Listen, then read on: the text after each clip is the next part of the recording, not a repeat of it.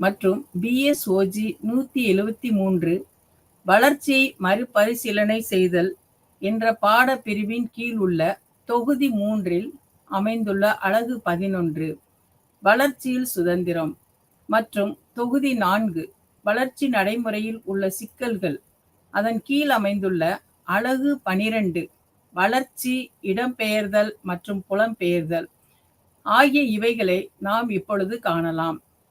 முதலாவது அலகு 11இல் வளர்ச்சியில் சுதந்திரம் என்ற தலைப்பின் கீழ் நாம் இப்பொழுது காணவிருக்கின்றோம். நோக்கம், இதனுடைய நோக்கம் என்னவென்றால், முதல் நோக்கமாக மொத்த தேசிய உற்பத்தியின் அதாவது ஜிஎன்பி கிராஸ் நேஷனல் ப்ராடக்ட் வளர்ச்சியினை அதன் முன்னேற்றத்திலிருந்து வேறுபடுத்தி காட்டுவது. வளர்ச்சி எந்த விதமாக செல்லுகிறது, அதனுடைய முன்னேற்றம் எப்படி காணப்படுகின்றது என்பதை வேறுபடுத்தி காட்டுவது நம்முடைய முதல் நோக்கமாக கருதப்படுகிறது. இரண்டாவது நோக்கமாக சுதந்திரமானது மனித சுதந்திரம் மற்றும் முகவரின் எண்ணங்களில் எப்படி வேரூன்றப்பட்டது என்பதை விளக்குதல். மூன்றாவது நோக்கமாக சுதந்திரம் என்பதன் வேறுபட்ட அர்த்தங்கள் மற்றும் அதற்கு முன்னேற்றத்தில் உள்ள சகஜமான உறவை விளக்குதல் ஆகியவற்றை இப்பொழுது நாம் பார்க்கவிருக்கின்றோம். மற்றுமாக நான்காவது நோக்கமாக தனிப்பட்ட செயல்திறன் மற்றும் சுதந்திரத்தில் காணப்படும் அதிகாரப்பூர்வமான உரிமை மீது கவனம் செலுத்துதல் எப்படி என்பதை விளக்கமாக காணப்போகிறோம். மற்றும் கடைசியாக அதாவது ஐந்தாவது நோக்கமாக அமர்த்தியா சென்னின் பயன் தரக்கூடிய கண்ணோட்டத்தில் முன்னேற்றத்தின் எவ்வாறு மதிப்பிடுவது மற்றும் அளவிடுவது என்பதை விளக்கமாக நாம் இப்பொழுது காணலாம். இதில் முன்னுரையாக வளர்ச்சி என்பது மக்களிடையே விரிவுபடுத்தப்பட்ட முக்கியத்துவம் வாய்ந்த சுதந்திரத்தை கொண்டு வரும் நடைமுறையாகும் என்ற அணுகுமுறையை அமர்த்தியா சென் முன்மொழிந்தார். அதாவது வளர்ச்சி அப்படின்னு நம்ம பார்த்தோம் அப்படின்னா சொல்லுவாங்க, அநேகர் சொல்லுவாங்க, இவங்க முதலாவது அந்த அளவு வளர்ச்சி இல்லாம இருந்தாங்க, இப்ப நம்ம பார்த்தோம் அப்படின்னா இவங்களுடைய இதுல எல்லாத்துலயும் நம்ம வளர்ச்சி இருக்கு, அவங்களுடைய கல்வியில வளர்ச்சி இருக்கு, அவங்களோட முன்னேற்றத்துல வளர்ச்சி இருக்கு. ஒருவேளை அவங்க கிராமத்துல குடியிருந்திருப்பாங்க, அவங்க சிட்டியில அவங்க நல்ல வேலை கிடைச்சி அவங்க நல்ல வளர்ச்சி ஆயிட்டாங்க, அவங்க குடும்பம் தலை தோங்குது அப்படின்னு கூட நிறைய பேர் சொல்றத பார்த்திருக்கோம். அந்த கருத்தை தான் இவரும் முன்மொழிந்தாரு. சென்னுடைய அணுகுமுறை எப்படி முன்னேற்றத்தின் மாற்றத்தில் புரிந்து கொள்ளக்கூடிய வகையில் விளக்கத்தை கொடுக்கிறது என்பதை நாம் காணலாம். வளர்ச்சி என்றால் என்ன? பொருளாதார வளர்ச்சி மற்றும் சுதந்திரம். அமர்த்தியா சென் அவருடைய வளர்ச்சியில் சுதந்திரம் என்ற புத்தகத்தில் தனிநபர் அனுபவிக்கும் கணிசமான சுதந்திரங்களை விரிவுபடுத்தும் செயல்முறையாக வளர்ச்சியின் கருத்தை முன்வைத்தார். அதாவது அவருடைய தனிப்பட்ட செயல்முறை விரிவுபடுத்தப்படுகிறது. முன்னாடி அவர் எப்படின்னா அவருடைய செயல்முறை கம்மியா இருந்துச்சு, இப்ப ரொம்ப அதிகமா இருக்கு. அப்ப அதிகமா இருக்கும்போது அவருடைய அந்த வளர்ச்சியில முன்னேற்றம் இருக்கு அப்படின்றதான் இவர் முன்வைக்கிறார் அந்த கருத்தை. அடுத்து வளர்ச்சி என்பது பொருளாதார வளர்ச்சியா அல்லது தனி மனித சுதந்திரத்தை விரிவுபடுத்தும் பரந்த நோக்கங்களுக்கு இடுகிறதா என்ற ஒரு பொருத்தமான கேள்வியை எழுப்புவதன் மூலம் உண்மையில் வளர்ச்சி எதை குறிக்கிறது என்பதை இவருடைய வேலை விவரிக்கிறது. அமர்த்தியா சென்னோட முக்கிய வேலையே என்ன அப்படின்னா, வளர்ச்சி அப்படின்னு நம்ம எடுத்துக்கிட்டோம் அப்படின்னா பொருளாதார வளர்ச்சியா, மொத்தத்துக்கு பொருளாதாரத்துல ஒரு முன்னேற்றம் காணப்படுதா, அல்லது தனி மனிதன் அவங்க இஷ்டப்படி அவங்களுடைய அந்த வியாபாரத்தை செய்யறது, பொருள் ஈட்டுறது, அவங்களுடைய வளர்ச்சியை விரிவுபடுத்தும் பரந்த நோக்கங்களுக்கு அடிக்கோடுகிறதா, பேஸ் போடுறதா அப்படின்றது கூட ஒரு பொருத்தமான கேள்வியை இவர் என்ன செய்யறாரு அப்படின்னா முன்னாடி வைக்கிறாரு. உண்மையில வளர்ச்சி எதைத்தான் குறிக்குது? பொருளாதாரத்தை குறிக்குதா அல்லது தனி மனிதனுடைய முன்னேற்றத்தை குறிக்கிறதா என்பதை கூட இந்த இடத்துல நம்ம விவரமா பார்க்க போறோம். அதைத்தான் இவருடைய அந்த வேலை அவருடைய வேலை விரிவாக விவரிக்கிறது என்பதை காணலாம். இந்த அமர்த்தியா குமார் சென் அவருடைய பிறப்பு நவம்பர் 3, 1933. இது நம்ம அதாவது இண்டிபெண்டன்ஸ்க்கு முன்னாடி உள்ளது அவர் பிறந்திருக்கிறாரு. இந்தியாவை சேர்ந்த ஒரு பொருளாதார அறிஞர். இவர் இந்தியாவை சேர்ந்தவர் தான். இவர் ஒரு பொருளாதார அறிஞர். இவர் 1998 பொருளாதாரத்திற்கான நோபல் பரிசு பெற்றார். எதுக்கான நோபல் பரிசு அப்படின்னு பார்த்தோம்னா பொருளாதாரத்துக்கு. அதை பத்தி தனியா ஆராய்ச்சி பண்ணி அதை பத்தி எப்படி முன்னேற்றணும், என்னென்னலாம் செய்யணும், பொருளாதாரத்துல என்ன இருக்கு அப்படின்றத அவர் வந்து நல்ல டீப் ரிசர்ச் பண்ணி எல்லா காரியத்தையும் அவர் செஞ்சதுனால அவருக்கு வந்து அதுல நோபல் பரிசு. உங்களுக்கு நல்லா தெரியும். நோபல் பரிசு அப்படின்னாவே மிக உயர்ந்த நோக்கத்திற்காக அல்லது புதிய கண்டுபிடிப்புக்காக அந்த கண்டுபிடிப்பு அரிதான கண்டுபிடிப்பா இருந்தாதான் கொடுப்பாங்க. ஸோ நோபல் அப்படின்றது. அப்ப அந்த ஒரு பரிசு இவருக்கு கிடைச்சிருக்கு. இதுதான் வந்து மிகவும் பாராட்டத்தக்கது. அது மட்டும் இல்ல, இவருக்கு வந்து 1999 பாரத் ரத்னா விருதும் பெற்றார். இவருக்கு வந்து நம்ம இந்தியால மிக உயர்ந்த அந்த விருது பாரத் ரத்னா விருதும் கிடைச்சிருக்கு. இவர் மேற்கு வங்காளத்தில் உள்ள சாந்தி நிகேதனில் பிறந்தார். இவருடைய பிறப்பு எங்க இருந்துச்சு நம்ம பார்த்தோம் அப்படின்னா, நவம்பர் 3ஆம் தேதி 1933 மேற்கு வங்காளத்துல உள்ள சாந்தி நிகேதன்ல பிறந்திருக்கிறாரு. இவர் 2ஆம் உலக போருக்கு பிறகு, ஏன்னா அந்த டைம்ல தான் அவருடைய அதுக்கு கொஞ்சம் முன்னாடி தான் அவருடைய பிறப்பு இருந்ததுனால, அவர் 2ஆம் உலக போருக்கு பிறகு பொருளாதார வளர்ச்சி மற்றும் செழிப்பு என்ற வளர்ச்சியின் கருத்து பிரபலமடைந்தது. அப்ப 2ஆம் அதாவது எல்லாத்துலயும் வந்து ஒரு கண்டுபிடிப்பு, அறிவு பெருத்த காலம் அப்பதான் ஆரம்பிச்சிருக்கு. எப்ப அப்படின்னு பார்த்தோம் அப்படின்னா, 2ஆம் உலக போருக்கு பின்னாடி. ஏன் அப்படின்னு பார்த்தோம் அப்படின்னா, எல்லா இடத்துலயும் போய் மக்கள் என்ன செய்றாங்க அப்படின்னா, செட்டில் ஆகுறாங்க. அந்தந்த இடத்துல அவங்கவங்க பொருளாதார ரீதியில அவங்க நெறைய காரியங்கள சிந்திக்க ஆரம்பிக்கிறாங்க. அப்பதான் வந்து பொருளாதாரத்துல வளர்ச்சி அல்லது செழிப்பு அப்படின்ற வளர்ச்சியோட கருத்து வந்து எல்லா இடத்துலயும் வைட் ரேஞ்சா போயிருச்சு. இது வந்து வளர்ச்சி பொருளாதார வளர்ச்சியாக கணக்கிடுவது. நம்ம என்ன பார்க்கிறோம் அப்படின்னா, இந்த பொருளாதார வளர்ச்சி அப்படிங்கிறது ஃபர்ஸ்ட் வளர்ச்சி பொருளாதார வளர்ச்சியா ஃபர்ஸ்ட் பார்க்கிறது. ஜிஎன்பி நம்ம ஏற்கனவே பார்த்தோம். Cross national product. தனிநபர் வருமானம். 2வது தனி நபருக்குள்ள வருமானம் மற்றும் தொழில்மயமாக்கல். தொழில்மயமாக்கல் எப்படி போன்ற குறிகாட்டிகள் இதெல்லாம் வந்து என்னன்னா இண்டிகேட்டர்ஸ். ஒரு இடம் வந்து பொருளாதாரத்துல வளர்ந்துருக்கு அல்லது தனி மனித அவங்களுடைய வாழ்க்கை வளர்ச்சியா இருக்கு அல்லது எல்லாமே தொழில் மயம் ஆயிருக்கு அப்படின்னு சொல்லி நமக்கு தெரியுது அப்படின்னா இதெல்லாம் இண்டிகேட்டர்ஸ். எதுக்கு இண்டிகேட்டர்ஸ் அப்படின்னா வளர்ச்சியில அந்த இடம் சுதந்திரமா இருக்கு அப்படின்றத உணர்றதுக்கு. அதை தான் நம்ம இங்க பார்க்கிறோம். வளர்ச்சி சுதந்திரமாக உணர்தல் என்பது வழக்கமான புரிதல்களுக்கு ஜஸ்ட் ஆப்போசிட். எப்படி அப்படின்னா எந்த வகையில அவங்க சுதந்திரத்தை ஃபீல் பண்றாங்க அப்படின்றத இங்க நம்ம பார்க்கிறோம். வழக்கமான புரிதல்கள்.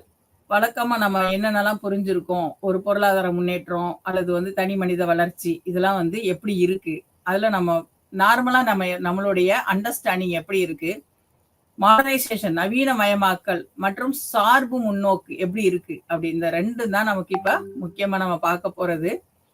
நவீனமயமாக்கல் பணக்கார நாடுகளை ஏழை நாடுகளின் உதவியாளர்களாக பார்க்கிறது.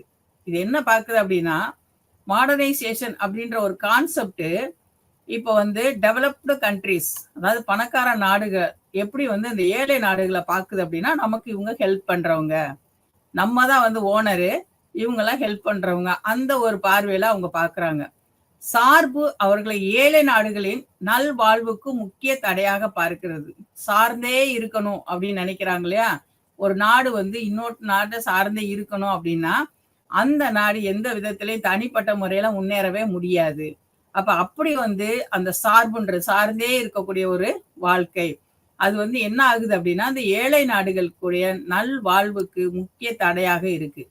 இந்த சார்பு கோட்பாட்டாளர்களின் பரிந்துரைகள் அனைத்தும் முதலாளித்துவத்திற்கு எதிரானவே அல்ல. இது நம்ம பார்த்தோம் அப்படின்னா இது உடனே கேபிட்டலிசம் நம்ம அங்க போறோம். அதுக்கு வந்து ஆப்போசிட் கிடையாது. ஆனா இந்த ஏழை நாடுகளும் அவங்களுக்குள்ள பொருளாதாரம் மற்ற எல்லா காரியத்திலையும் அவங்களும் முன்னேறணும்ன்ற ஒரு எண்ணம் வந்து அந்த பணக்கார நாடுகளுக்கு இருக்கணும் அப்படின்றதான் இங்க வந்து ஒரு நோக்கமா பார்க்கிறோம். சிலர் தேசிய பொருளாதாரங்களை மேம்படுத்த முதலாளித்துவம் மற்றும் அமர்த்தியா சென்னை பொறுத்தவரை இப்ப இந்த அமர்த்தியா சென் அவர் என்ன சொல்றாரு, வளர்ச்சியின் நோக்கம் சுதந்திரம்.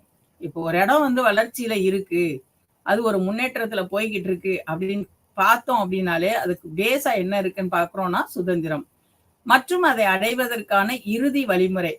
அப்படியே வந்து ஒரு முன்னேற்றம் இல்ல, தனி மனித சுதந்திரம் இல்லாம இருக்கு சில விஷயங்கள்ல, அந்த பொருளாதாரத்துக்கு தடையா இருக்கு வளர்றதுக்கு அப்படின்னா அப்ப அதை அடையணும், அதை அச்சீவ் பண்ணணும்னா அதுதான் வந்து டாஸ்க். அதுதான் வந்து இறுதியா நம்ம செலக்ட் பண்ணக்கூடிய ஒரு வழி அப்படின்றத இவர் சொல்றாரு. இந்த சூழ்நிலையில ஏஜென்சி மூலம் சென் எதை குறிப்பிடுகிறார் என்பதை நம்ம புரிஞ்சு கொள்றது ரொம்ப முக்கியமானது. இதுல ஃபர்ஸ்ட் என்ன சொல்றாரு அப்படின்னா, தனிநபர் வருமானம். ஒவ்வொரு தனிநபருடைய வருமானமும் எப்படி இருக்குது அப்படின்றது தான் இவர் சொல்ல வர்றாரு. தனிநபர் வருமானம் அப்படின்னு நம்ம எடுத்துக்கிட்டோம் அப்படின்னா, பெர் கேபிட்டா அதாவது ஒவ்வொருத்தரும் உடைய வருமானம் எப்படிப்பட்டதா இருக்கு? ஒவ்வொருத்தரும் என்ன ஒரு வருமானத்துல இருக்காங்க? அல்லது ரொம்ப கம்மியா இருக்காங்களா? அல்லது ஆவரேஜா இருக்காங்களா? அல்லது அதிகமா இருக்கா அவங்களுக்கு வருமானம்? அப்படின்றத தான் அவர் அனலைஸ் பண்றாரு. இப்ப தனிநபர் வருமானம் என்பது ஒரு நாடு அல்லது புவியியல் பகுதியில் தனிநபர் சம்பாதிக்கும் பணத்தின் அளவை தீர்மானிக்க பயன்படும் அளவீடாகும். இது எதை மெஷர் பண்ணுது அப்படின்னா, ஒரு பர்ட்டிகுலர் ஜியோகிராபிக்கல் ஏரியால இருந்து ஒருத்தர் குடியிருக்கிறாரு அல்லது ஒருத்தர் இருக்கிறாரு அப்படின்னா, அந்த இடத்துல அவர் எல்லா விதமான அவர் தனக்கு சாதகமான வசதி வாய்ப்புகளை ஏற்படுத்தி கொண்டு, அவர் வருமானம் ஈட்டுறாரு அப்படின்றத அத எந்த அளவுக்கு இருக்கு அப்படின்றதுதான் இந்த அளவீடு. தனி நபருடைய வருமானத்தின் அளவீடா நம்ம பார்க்கிறோம். இப்போ இதுக்கு உதாரணமா எடுத்துக்கிட்டோம் அப்படின்னா, ஒருத்தவங்க டீச்சரா இருக்கிறாங்க. அப்ப அந்த டீச்சரா இருக்கிறாங்க அப்படின்னா, அவங்களுடைய நேரம் எல்லாத்தையும் அந்த ஆசிரியர் தொழிலுக்கு பயன்படுத்தி கொண்டு, அவங்க இருக்கிற இடத்துல அவங்க அதிகமா என்ன செய்றாங்க அப்படின்னா, வருமானத்த அவங்களுடைய அந்த தொழிலின் அடிப்படையில அவங்க சம்பாதிக்கிற வருமானம். அப்படி இல்ல, ஒரு அக்ரிகல்ச்சர் நம்ம எடுத்துக்கிறோம். ஒரு விவசாயி எடுத்துக்கிட்டா, அந்த அக்ரிகல்ச்சர் லேண்ட்ல அவர் தனக்குள்ள ஒரு அந்த ஜியோகிராபிக்கல் லேண்ட்ல, தனக்கு சொந்தமான அந்த இடத்துல அவர் விவசாயம் செஞ்சு, பயிர் செஞ்சு, அதன் மூலமா கிடைக்கக்கூடிய அத லாபத்த அதன் மூலமா அந்த தானியம் விளைவிச்சு, அவர் அத வித்து அவருக்கு கிடைக்கக்கூடிய அந்த லாபம், அதனுடைய அளவ மதிப்பிடுறது தான். இதுதான் ஒரு தனிநபருடைய அந்த சம்பாத்தியத்தோட அளவீடு. இதுதான் தனிநபர் வருமானம் அப்படின்னு சொல்றோம். அடுத்து மொத்த தேசிய உற்பத்தி, கிராஸ் நேஷனல் ப்ராடக்ட். மொத்தமா நம்ம தேசிய லெவல்ல பார்த்தோம் அப்படின்னா, நேஷனல் லெவல்ல பார்த்தோம் அப்படின்னா, உற்பத்தியின் இருப்பிடத்தை பொருட்படுத்தாமல், இப்ப நம்ம ஏற்கனவே பார்த்தோம் தனிநபருடைய வருமானம் எப்படி அவர் இருக்கிற இடத்த சார்ந்து இருக்கு அப்படின்னு. அந்த மாதிரி பொருட்படுத்தக்கூடாது. இது ஓவராலா ஒரு நாட்டின் குடியிருப்பாளர்கள் மற்றும் வணிகங்களால் உற்பத்தி செய்யப்படும் அனைத்து பொருட்கள் மற்றும் சேவைகளின் மொத்த மதிப்பை குறிப்பிடுகிறது. இது எதை குறிக்குதுன்னா, மொத்த தேசிய லெவல்ல நம்ம பார்த்தோம் அப்படின்னா, எவ்வளவு உற்பத்தி இருக்கு, எவ்வளவு வருமானம் நம்மளுடைய நாட்டுக்கு இருக்கு அப்படின்றத குறிக்குது. இது தனியா ஒரு நபரை சார்ந்து இருப்பது கிடையாது. மொத்த தேசியத்தினுடைய அனைத்து வணிகங்கள் என்னென்னலாம் வாணிகம் செய்யப்படுதோ, அதுல என்னென்னலாம் லாபம் கிடைக்குதோ, அதை பொறுத்து அமையுதுன்னு பார்க்கிறோம். ஜிஎன்பி என்பது நாட்டிற்கு உள்ளேயும் வெளியேயும் செய்யும் வணிகங்கள் மற்றும் நாட்டின் குடியிருப்பாளர்களால் செய்யப்படும் முதலீடுகள் ஆகும். அதாவது இது மொத்த கிராஸ் நேஷனல் ப்ராடக்ட்ன்றது நாட்டுக்குள்ள மட்டும் செய்யற வணிகம் கிடையாது. இப்ப இந்த நாட்டுக்குள்ள எப்படி வணிகம் பண்ணுவாங்க அப்படின்னா, இப்போ ஒரு கம்பெனி இருக்கும். அந்த கம்பெனி இப்போ ஏதாவது ஒரு ஸ்டேட்ல இருக்கு. அந்த ஸ்டேட்ல உள்ள அந்த ப்ரொடக்ஷன்ல இருந்து எல்லா ஸ்டேட்டுக்கும் அந்த அந்த கம்பெனில இருந்து எல்லாமே போயிரும். ஸோ அதை வாங்குறதுனால கிடைக்கிற அந்த லாபம். அதே சமயம் வெளிநாட்டுக்கு இப்போ எக்ஸ்போர்ட் இங்க இருந்து தயாரிக்கிற அனைத்து பொருட்களையும் வெளிநாட்டுக்கு ஏற்றுமதி செய்யறதுனால நமக்கு கிடைக்கிற வருமானம். இப்ப நம்ம உதாரணமா பார்த்தோம் அப்படின்னா அரிசி எல்லாம் நம்ம அமெரிக்காவுக்கு ஏற்றுமதி பண்றோம். இப்ப இந்த அமெரிக்கால இருந்து அந்த அதிக வருவாய் ஈட்டுறதுக்கு ஒரு இதா என்ன செய்யுது அப்படின்னு பார்த்தோம் அப்படின்னா அந்த அரிசி. அதே மாதிரி நிறைய பொருட்கள், அரிசி மட்டும் கிடையாது, நிறைய ஆயத்த ஆடைகள்ல இருந்து எல்லாமே நம்ம அநேக நாடுகளுக்கு ஏற்றுமதி செய்யறோம். அதன் மூலமா வருவாயிட்டுறோம். இதுதான் வெளியே செய்யப்படுற அந்த வாணிகம். அதன் மூலமா நமக்கு கிடைக்கிற லாபம். அப்ப நம்ம முதலீடு எவ்வளவு செய்யறோமோ அதுக்கு அதிகமா நமக்கு வரும்போது அது லாபத்தை ஏற்படுத்துது அப்படின்னு பாக்குறோம். அடுத்ததாக ஏஜென்சி, திறன் மற்றும் உரிமை, சுதந்திரத்தை புரிந்து கொள்வது. இந்த இதுல ஏஜென்சில எப்படி நமக்கு எந்த அளவு சுதந்திரம் இருக்கு, நம்மளுடைய தனிப்பட்ட திறன்ல நமக்கு எந்த அளவு உரிமை இருக்கு, சுதந்திரம் இருக்கு. அதே சமயம் உரிமை, சொத்துரிமை, இந்த மாதிரி உரிமைகள் அப்படின்ற நம்ம பார்க்கும்போது அதுல எப்படி நமக்கு சுதந்திரம் இருக்கு அப்படின்றத நம்ம இப்ப புரிஞ்சுக்கொள்ள போறோம். இதுல சுதந்திரம் என்பது தனி மனித முன்முயற்சி மற்றும் சமூக செயல்திறனை தீர்மானிக்கும் கொள்கையாகும். இப்ப சுதந்திரம் நம்ம எடுத்துக்கிட்டோம் அப்படின்னா, இது தனி மனிதனோட முன் முயற்சி மற்றும் சமூகம், அவன் சார்ந்திருக்கக்கூடிய அந்த சமூகத்துல அவனுடைய செயல்திறன் எப்படி இருக்கு, அத தீர்மானிக்கிறது. இப்ப ஃபார் எக்ஸாம்பிள் எடுத்துக்கிட்டோம் அப்படின்னா, இப்ப வந்து ஒரு ஒரு மனுஷன் வந்து ஒரு அடிமையா ஒரு இடத்துக்கு போயிடுறான். அந்த அடிமையா போன அந்த இடத்துல அவனால செயல்பட முடியாது. அப்ப சுதந்திரமா எதையுமே என்ன செய்ய முடியாது, அனுபவிக்க முடியாது. இது கூட நமக்கு நல்லா தெரியும். முன்னாடி நம்ம அடிமைகளா இருந்த பொழுது, நம்மளால சுய முயற்சியில எதுவுமே செய்ய முடியாது. அப்ப இந்த ஒரு மார்க்கெட், ஒரு சந்தையில வந்து அடிமைகள வியாபாரம் செய்கிற ஒரு சந்தை. அந்த சந்தையில ஒரு பெண்ண வந்து அடிமையா விக்கிறாங்க ஒரு இடத்துக்கு. அப்படி அந்த பெண்ண அடிமையா விக்கும்போது, அந்த இடத்துல போயி அந்த அ ஒருத்தர் வந்து அதிக விலை குடுத்து அந்த பெண்ண என்ன செய்றாரு வந்து அடிமையா வாங்குறாரு. அந்த பெண் என்ன நினைக்கிறா அப்படின்னா, ஐயோ! நம்ம அடிமையா போறோமே! நம்மளால என்ன செய்ய முடியாது, சுயமா சிந்திக்க முடியாது, செயல்பட முடியாதுன்னு. ஆனா அந்த வாங்கிய அந்த நபர் வந்து வாங்கிய அடுத்த நிமிடமே அந்த பெண்ணிடம் பேசுகிறார். "நீ இனிமேல் சுதந்திரவாளி. உனக்கு நான் அடிமையா உன்னைய வச்சிருந்தாங்க. நான் விலை கொடுத்து வாங்கிட்டேன். இனிமே நீ எனக்கும் அடிமை இல்லை. யாருக்குமே அடிமை இல்லை. நீ சுதந்திரமாக வாழலாம்." அப்ப அந்த பெண்ணிற்கு அதிக சந்தோஷத்தை அந்த இடத்துல உண்டாக்குனது நம்ம பார்க்கிறோம். ஸோ இது வந்து நடந்த ஒரு நிகழ்ச்சி தான். உங்களுக்கு நல்லாவே தெரியும். அந்த அடிமை வம்சத்தை எப்படி வந்து இது பண்ணி இப்ப சுதந்திர காற்றை பல நாடுகள்ல அனுபவிக்கிறாங்க அப்படின்றது. அதுல நடந்த ஒரு உண்மையான இது சம்பவம். இது முதன்மையானது. முதன்மையா நம்ம இத எடுத்துக்கிட்டோம் அப்படின்னா, அந்த சுதந்திரம், சுதந்திரமாக செயல்படுது. சிலர் சொல்லுவாங்க, "என்னால சுதந்திரமாகவே செயல்படவே முடியல." காரணம் நெறைய விஷயங்கள் இருக்கலாம். என்ன விஷயங்கள் இருக்கலாம் அப்படின்னா, சிலர் வந்து என்ன செய்வாங்க அப்படின்னா, அந்த லேபர்ஸா இருப்பாங்க. அவங்களால சுயமா சிந்திக்க முடியாது, செயல்பட முடியாது. இந்த மாரி நெறையா. அதே சமயம் கொத்தடிமைகள் அப்படின்லாம் சொல்லுவாங்க. அப்ப அவங்களால என்ன செய்ய முடியாதுன்னா, தனிப்பட்ட முறையில அவங்க சுதந்திரமாக எதையுமே செயல்படுத்த முடியாது. இது நம்ம பார்க்குறோம் அப்படின்னா, சுதந்திரமா இருக்கிறது ரொம்ப நல்லது. ஏனென்றால், தனிநபர்கள் தங்களுக்கு தாங்களே உதவி கொள்ளும் திறனை இப்ப தனியா ஒருத்தவங்க அவங்க யோசித்து, நமக்கு நாமே நம்ம என்ன செய்யணும்னா, உதவியை நம்ம செய்து கொள்ளணும் அப்படின்ற ஒரு திறனை இது மேம்படுத்துகிறது. இது தனிநபரின் ஏஜென்சி அஸ்பெசி என்று சென் விவரிக்கிறார். இத என்ன சொல்றாரு நம்ம சென் அவர்கள், அமர்த்யா சென். இவர் ஏஜென்சி அஸ்பெசி அப்படின்னு சொல்றாரு. இதைத்தான் அடிப்படையாக நாம் கவனத்துல கொள்ள வேண்டும். அப்ப தனி மனித சுதந்திரம் தானே சிந்தித்து, தானே செயல்பட. ஏன்னா செயல்படும் போது எந்த தடையும் இருக்கக்கூடாது. சிந்தனை செய்யும் போது கூட தடைகள் இருக்காது. ஆனால் செயல்பாட்டில் கொண்டு வரும்போது அநேக தடைகள். அததான் வந்து இவரு விளக்குறாரு. அமர்த்யா சென்னின் திறன் கோட்பாடு அணுகுமுறை என்பது 2 முக்கிய நெறிமுறைகள் உரிமை கோரல்களை உள்ளடக்கிய ஒரு கோட்பாட்டு கட்டமைப்பு. இது வந்து 2 நெறிமுறைய வந்து இதுக்குள்ள வச்சிருக்குது. ஃபர்ஸ்ட் என்ன அப்படின்னு நம்ம பார்த்தோம் அப்படின்னா, முதலாவதாக நல்வாழ்வை அடைவதற்கான சுதந்திரம். நல்வாழ்வு, வாழ்க்கையில அந்த ரொம்ப கீழ் மட்டத்துல இருக்கிறவங்க, அதாவது வேலை செஞ்சு ரொம்ப அதிகமா கஷ்டப்படுறவங்க, அந்த மாரி இருக்கிறவங்க, நல வாழ்வு, நல்வாழ்வு அத அடைவதற்கு சுதந்திரம் முதன்மையான தார்மீக முக்கியத்துவம் வாய்ந்தது அப்படின்ற அனுமானத்தை ஃபர்ஸ்ட் அவர் கொண்டு வர்றார் முதல் நெறிமுறையா.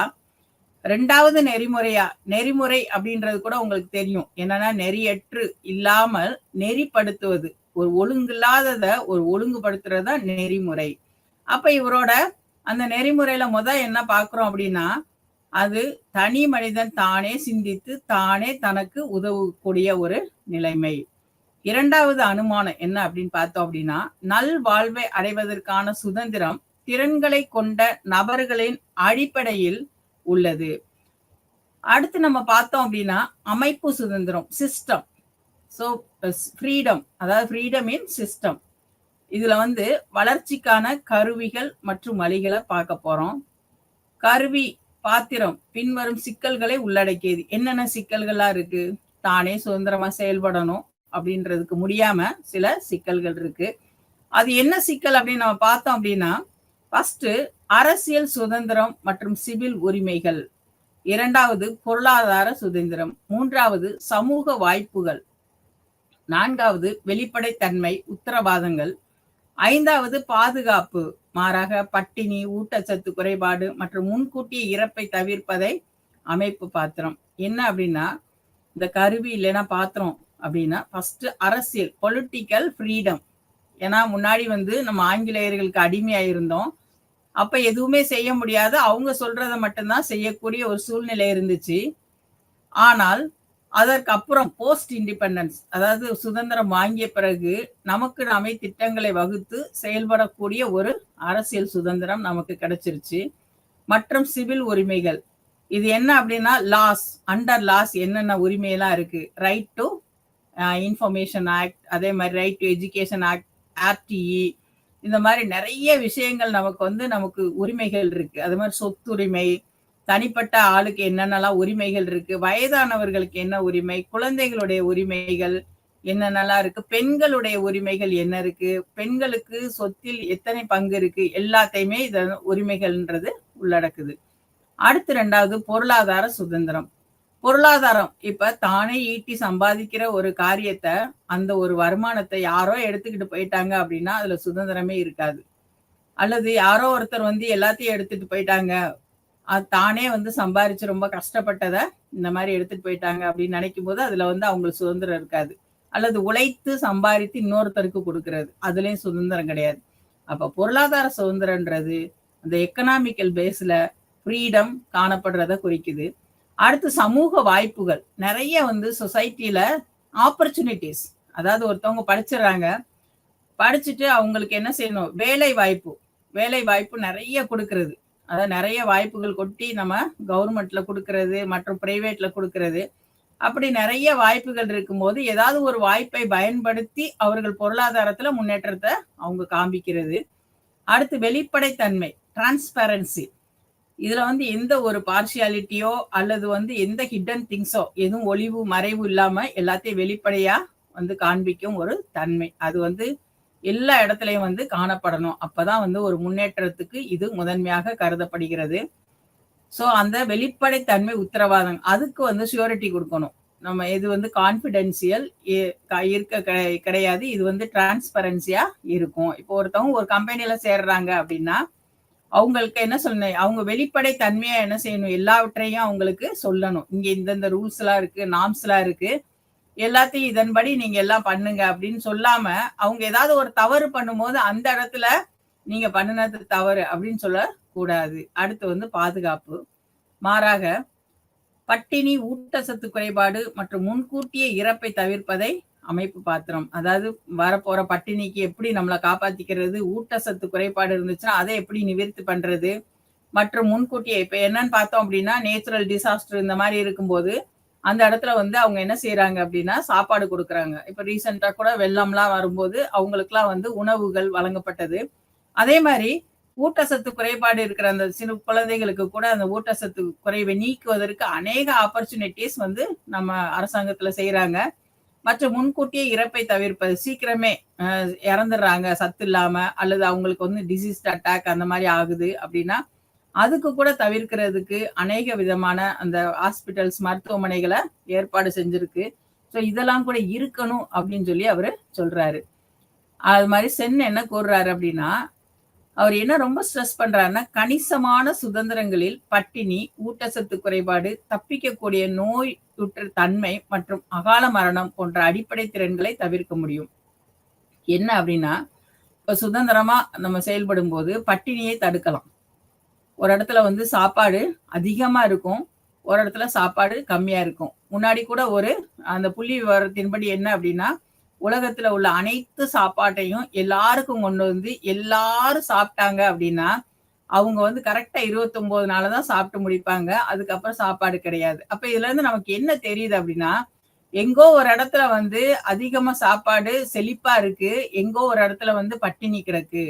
அந்த இடத்துல வந்து விளைவு கிடையாது, மழை கிடையாது, தானியங்கள் கிடையாது. அப்ப பட்டினி சாவு அதிகரிக்குது. ரொம்ப ஒரு சின்ன ஒரு பிரெட்டுக்காக கூட ஒரு கொலை பண்ற நிலைமைக்கு கூட அநேக நாட்டுல கூட அவங்க என்ன செய்றாங்க, சாப்பாட்டு பற்றாக்குறையோட காணப்படுறாங்க. அந்த சின்ன குழந்தைக கூட அவங்க அம்மா, அப்பாட்ட அந்த சாப்பாட கேட்க முடியாது. ஏன்னா, அவங்களுக்கே சாப்பாடு இல்ல. அந்த ஒரு நிலைமை கூட சில நாடுகள்ல நம்ம கண்கூடா பார்க்கிறோம். குடிக்கிறதுக்கு போதுமான அளவு தண்ணி கூட இல்லாத ஒரு நிலைமைய கூட நம்ம பார்க்கிறோம். அப்ப அந்த மராஸ்மஸ், அந்த குவாசியாஸ்கர் இதெல்லாம் கூட வந்து அந்த சிறு குழந்தைகளுக்கு வந்துருது. ஊட்டச்சத்து குறைபாடுனால. சோ இதுல இருந்து தப்பிக்கக்கூடிய நோயு நோயற்ற தன்மை மற்றும் நோயுற்ற தன்மை மற்றும் அகால மரணம் இந்த 2யும் தடுக்கிறது. எப்படி அப்படின்னா, நம்ம சுதந்திரமா செயல்படும்போது. ஸோ என்னன்னா, அடிப்படையா சுதந்திரமா செயல்படும்போது, அநேக திறன்களை நம்ம வந்து உபயோகித்து இந்த வகையான பட்டினி, ஊட்டச்சத்து குறைபாடு, நோய், அகால மரணம் இதெல்லாம் கூட நம்ம தடுக்கலாம். இதற்கு ரொம்ப முக்கியமானது என்ன அப்படின்னு நம்ம பார்த்தோம்னா, கல்வி அறிவு மற்றும் எண்ணிக்கையுடன் தொடர்புடைய சுதந்திரம். ஃபர்ஸ்ட் வந்து எஜுகேஷன் வந்து ரொம்ப முக்கியம். ஏன்னா ஒருத்தவங்க கல்வி அறிவு அவங்க பெற்றுக்கொண்டாதான் சமூகத்துல அவேர்னஸோட காணப்படுவாங்க. நெறைய விதத்துல எச்சரிக்கை அவர்களுக்கு வந்து இருக்கும். அது இல்லாம கல்வி அறிவு இல்லாம பேசிக்காவே அவங்களுக்கு எழுதவும் தெரியாது, படிக்கவும் தெரியாது. நெறைய சிக்கல்கள் அவங்களால ஏற்படுதுன்னு நம்ம பார்க்கிறோம். சோ, இதனோட எண்ணிக்கையுடன் தொடர்புடைய சுதந்திரம், அரசியல் பங்கேற்பு மற்றும் தணிக்கை செய்யப்படாதது. இன்னும் அநேக காரியங்கள் இருக்கு அப்படின்னு கூட அவர் சென் சொல்றாரு. அடுத்த சுதந்திரமும் நல்லது. ஏனெனில், அது வளர்ச்சியை உருவாக்குகிறது. என்ன அப்படின்னா, தனி மனித சுதந்திரம், நம்ம ஒரு நாட்டுக்கு சுதந்திரம் எல்லாம் இருக்கும்போது, அது வந்து எதுக்கு நல்லது அப்படின்னா, அது ஒரு வளர்ச்சிக்காக, டெவலப்மென்ட்டுக்காக அது ரொம்ப நல்லது அப்படின்னு பார்க்கிறோம். அரசியல் சுதந்திரங்கள், பொருளாதாரத்தில் வசதிகள், சமூக வாய்ப்புகள், வெளிப்படைத்தன்மை, உத்தரவாதங்கள் மற்றும் பாதுகாப்பு ஆகிய 5 இந்த தனித்துவமா ஏற்கனவே நம்ம பார்த்த அந்த விஷயங்கள் ரொம்ப முக்கியமானது அப்படின்னு சென் வந்து குறிப்பிடுறாரு. அடுத்ததாக அதிகாரப்பூர்வமான உரிமை. அதிகாரப்பூர்வமா ஆத்தென்டிக்கா என்னென்ன உரிமை இருக்கு நம்ம இப்ப பார்க்க போறோம். ஒரு நபரின் உரிமையை அந்த நபருக்கு திறந்திருக்கும் பல்வேறு சட்டப்பூர்வ கையகப்படுத்தல் வழிகளை பயன்படுத்துவதன் மூலம் பெறக்கூடிய மாற்று பண்டலின் தொகுப்பு என சென் வரையறுக்கிறார். அதாவது ஒருத்தவங்களுக்கு இதெல்லாம் போகணும், இந்த பொருளெல்லாம் ப்ராப்பர்ட்டி எல்லாம் போகணும்னா கரெக்டா சட்டப்பூர்வமா அவங்களுக்கு போய் சேரணும் அப்படின்றதுதான் இவருடைய அந்த நோக்கமாகவே இருக்கு. சென் கருத்துப்படி ஒவ்வொரு சமூகத்திலும் ஒவ்வொரு நபரும் அவர் அணுகக்கூடிய பொருட்கள் மற்றும் சேவைகளின் சாத்தியமான அனைத்து சேர்க்கைகளுக்கும் உரிமை இருப்பதாக கருதலாம்.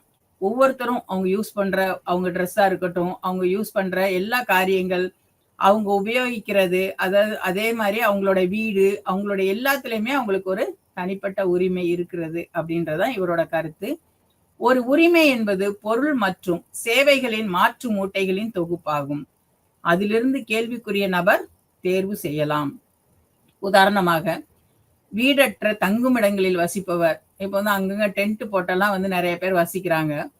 சரியாக ஒரு மூட்டையை கொண்ட ஒரு உரிமையை கொண்டிருக்கலாம். அவங்களுக்கு கூட உரிமை இருக்கு. எதுல உரிமை இருக்கு அப்படின்னு நம்ம பார்த்தோம் அப்படின்னா, அவங்களுக்கு ஒரு மூட்டை, அதுக்குள்ள அவங்களுக்கு தேவையான துணிமணிகள், அவங்களுக்கு தேவையான டம்ளரு, பிளேட்டு, அவங்களுக்கு தேவையான சிறு தானியங்கள், சின்ன சின்ன அந்த குக் பண்ணக்கூடிய வெசல்ஸ்லாம் வச்சிருப்பாங்க. அதுல கூட அவங்களுக்கு உரிமை இருக்கு. ஏன்னா ஒண்ணுமே இல்லாதவங்களுக்கு கூட உரிமை வந்து இவரு இருக்கு அப்படின்றத சொல்ல வர்றாரு.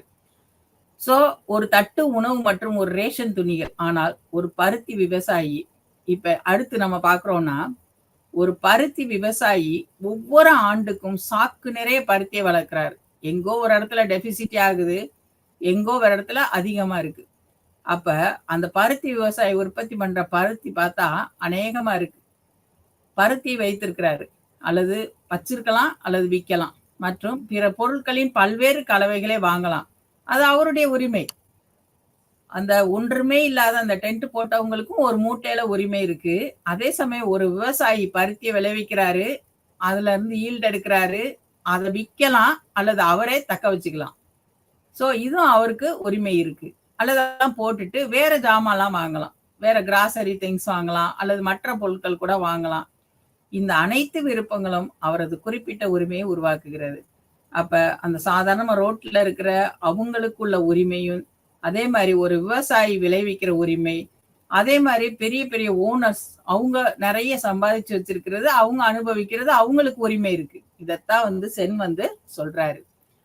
ஒரு நபரின் உரிமை பல காரணங்களுக்காக மாறலாம். உதாரணமாக, பொருட்கள் மற்றும் சேவைகளின் விலைகளில் ஏற்படும் மாறுபாடுகள், புதிய ரேஷன் விதிகளை அமல்படுத்துதல், பூச்சிகளால் விவசாயிகளின் பயிர்கள் தாக்குதல் அல்லது போரினால் உணவு விநியோக வழிகளில் இடையூறு, உணவு உற்பத்தியில் குறைபாடு. ஒரு நபரின் உரிமை பல காரணங்களுக்காக மாறலாம். அவருடைய உரிமை இப்ப என்னென்னலாம் நம்ம பார்த்துட்டோம். இப்ப வந்து என்னென்ன காரணங்களுக்காக சேஞ்ச் ஆகுது அவருடைய உரிமைன்னு பார்த்தோம் அப்படின்னா, வந்து பொருட்கள் மற்றும் சேவையின் விலைகளில் ஏற்படும் மாறுபாடு. இப்போ ஒருத்தர் வந்து பொருள விக்க போறாரு. வித்துட்டு அவருக்கு வந்து இவ்வளோ காசு கிடைக்கும்னு நெனைக்கிறாரு. ஆனா அந்த பொருட்கள் அந்த விக்க போற பொருளின் மதிப்பு கம்மியா இருக்கு. அப்ப இவ்வளோ நாள் அவர் செலவழிச்சது ரொம்ப அதிகமா இருக்கு. அப்ப அந்த மாரி மாறுபடும்போது அவரும் வந்து பாதிக்கப்படுறாரு. இதே மாரி புதிய நடைமுறைகள் சில வரும்போது, அவங்களுக்கு அந்த விவசாயிகளுக்கு மற்றும் உற்பத்தியாளர்களுக்கு அங்க பிரச்சனை காணப்படுது. இப்போ வந்து ஒரு அக்ரிகல்ச்சர் ஃபீல்டுல அவங்க வந்து விவசாயி வந்து விவசாயம் பண்ணியிருக்கிறாரு. அந்த விவசாயத்துல பூச்சிகள் நெறைய வந்து தாக்கிருது. அப்ப அந்த பூச்சிகள்னால பயிர்கள் சேதப்பட்டு அவருக்கு நஷ்டத்தை ஏற்படுத்துது. இதுவும் ஒரு சேஞ்ச். அடுத்து போரினால் உணவு விநியோக வழிகளில் இடையூறு. போர். அப்ப அந்த போர் நடக்கும்போது, அவங்க வந்து எல்லாருக்கும் வந்து டிஸ்ட்ரிபியூஷன் வந்து குடுக்க முடியாது. எல்லாருக்கும் டிஸ்ட்ரிபியூட் பண்ண முடியாது. சிலருக்கு குடுப்பாங்க. சிலர் வாங்கி போயிருவாங்க. சிலருக்கு அவங்களுக்கு கிடைக்காது. ரொம்ப கஷ்டப்படுவாங்க. ஒரு 4, 5 நாள் கூட அவங்க பட்டினியா கூட நெறைய பேர் இருந்திருக்கிறதா அவங்க சொல்றாங்க, நெறைய இடத்துல. ஸோ அப்ப உற்பத்தியில மாற்றம். ஸோ எல்லாமே வந்து மாறுதலுக்கு உட்பட்டது இந்த இடத்துல நம்ம பார்க்குறோம். இதத்தான் சேஞ்சஸ்ன்றோம்.